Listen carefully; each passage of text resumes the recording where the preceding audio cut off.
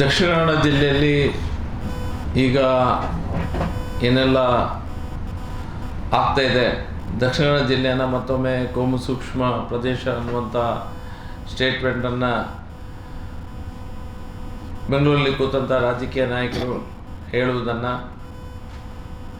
ನಾವು ನೋಡ್ತಾ ಇದ್ದೇವೆ. ಆದರೆ ಸರ್ಕಾರದ ವತಿಯಿಂದ ದಕ್ಷಿಣ ಕನ್ನಡ ಜಿಲ್ಲೆಯಲ್ಲಿ ಕಾನೂನು ಸುವ್ಯವಸ್ಥೆ ಇರ್ಬೋದು, ಇಡೀ ಕರ್ನಾಟಕದಲ್ಲೇ ಕಾನೂನು ಸುವ್ಯವಸ್ಥೆ ಹದಗೆಟ್ಟಿದೆ.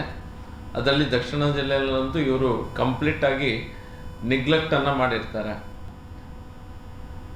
ಶಾಂತಿ ಸಭೆ ಅಂತ ಹೇಳಿದ್ರೆ ಅವರ ಪಾರ್ಟಿಯ ಅಲ್ಪಸಂಖ್ಯಾತ ನಾಯಕರನ್ನು ಕರೆದು ಮಾತಾಡುವುದೇ ಅವರಿಗೆ ಶಾಂತಿ ಸಭೆ ಅನ್ನುವಂಥ ರೀತಿಯಲ್ಲಿ ವರ್ತಿಸ್ತಾ ಇದ್ದಾರೆ.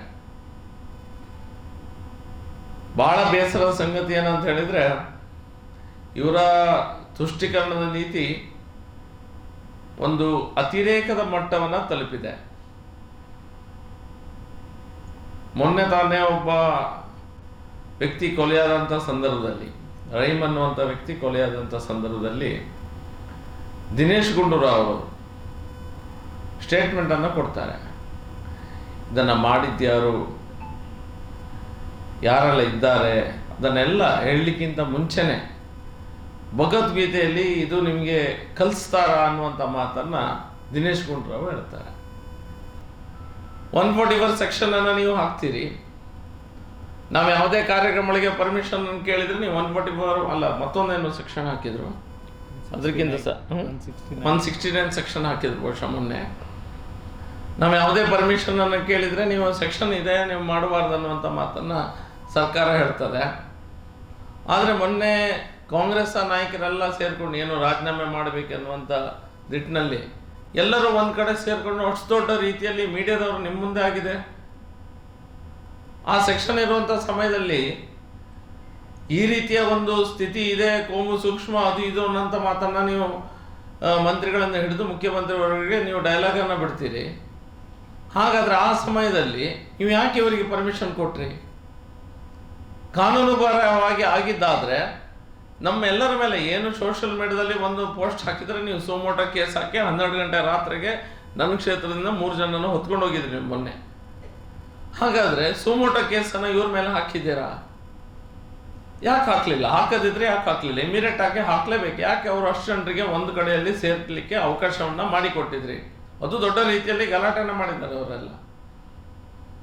ಸೆಕ್ಷನ್ ಇರುವಂಥ ಸಂದರ್ಭದಲ್ಲಿ ನಮಗೆ ಬಿಡುವುದಿಲ್ಲ. ಹಾಗಾದರೆ ಕಾನೂನು ಸಹ ಒಂದು ಸೈಡೆಡಾ? ಕಾನೂನು ಏಕಪಕ್ಷವಾಗಿ ನಡೀತದ? ಕಾನೂನಲ್ಲಿ ಸಹ ಇವ್ರದ್ದು ತುಷ್ಟೀಕರಣದ ರಾಜಕೀಯ ಮಾಡ್ತಾ ಇದ್ದಾರಾ? ಎಲ್ಲ ಪ್ರಶ್ನೆಗಳು ಜಿಲ್ಲೆಯ ಜನರನ್ನು ಕಾಡ್ತಾ ಇದೆ.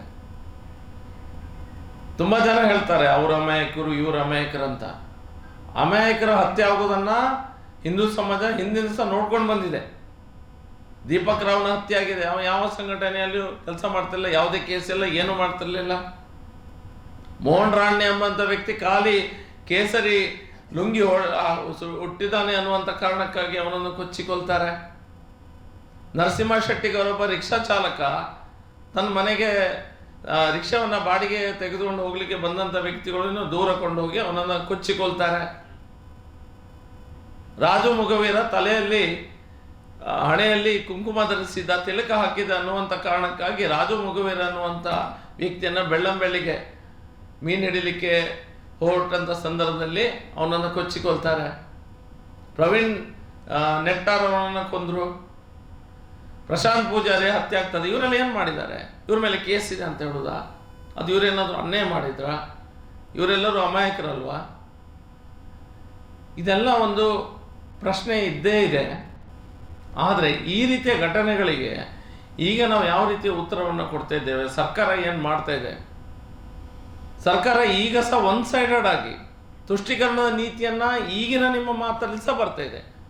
ಭಗವದ್ಗೀತೆಯಲ್ಲಿ ಇದು ನಿಮಗೆ ಹೇಳಿಕೊಡ್ತಾರೆ ಅನ್ನುವಂಥ ಒಂದು ಅಷ್ಟೊಂದು ತುಚ್ಛ ರೀತಿಯಲ್ಲಿ ಧೈರ್ಯ ಮಾಡ್ತಾರಂತ ಹೇಳಿದ್ರೆ ಇವರು ಜಿಲ್ಲಾ ಮಂತ್ರಿಗಳು. ಹಾಗಾದರೆ ಹಿಂದೂ ಸಮಾಜ ಏನು ತಿಳ್ಕೊಳ್ಬೇಕು ಈ ರೀತಿಯ ಸ್ಟೇಟ್ಮೆಂಟ್ಗಳಿಂದ?